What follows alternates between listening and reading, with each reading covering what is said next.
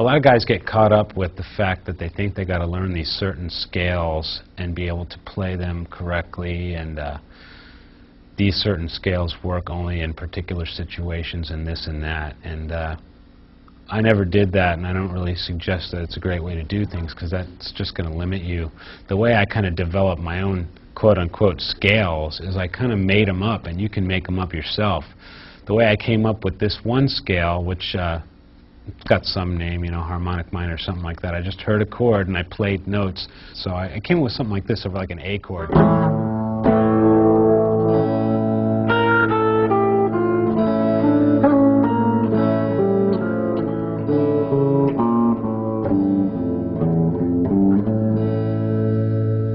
I kind of just took one note at a time and said, wow, this note sounds cool here. I tried it like this.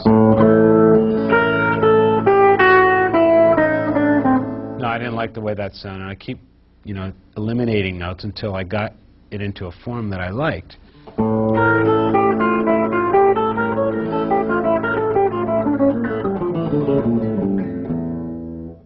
Okay, building on these patterns that you're going to be practicing, you can use them, you know, in your scale positions that you've made up, or you can use them in any kind of positions and cram them together in a way that's going to make you sound like you're playing a long flowing run, when actually you know that this long flowing run is like a combination of a bunch of patterns stuck together.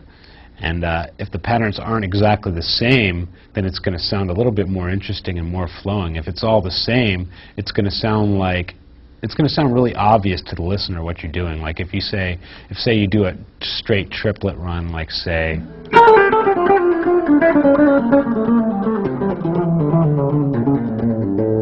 it just sounds diddle diddle diddle diddle straight down. So that's cool if that's the desired effect. But what you can do is take a bunch of patterns and stick them together and go from one place to the other. You know, we started here and wound up there. So let's find another way to go down there. Let's play a whole bunch of different patterns on the strings. Slowly, something like.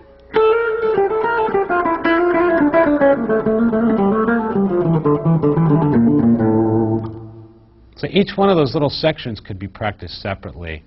And say you do this one separately,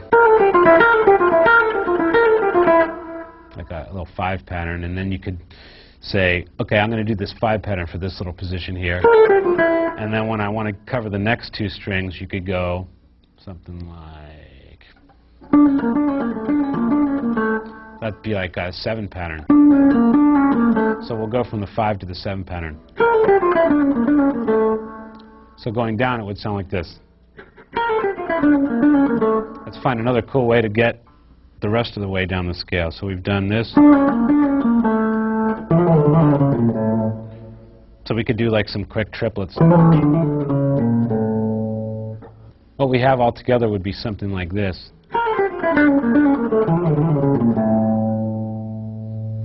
So it's a little bit more interesting to break it up sometimes, you know, than to just do a scale pattern all the way down. You want to be able to have the option to do both, though. So the first option was practice the long form thing, a big long scale exercise.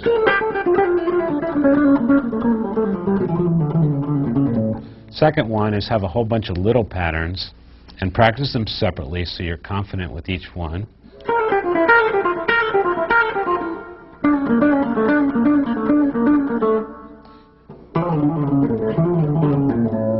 And you can like break it up in a way where you don't have to do just one of each. You can do 1 of one, 2 of the other, 3 of one, this and that, and you can make it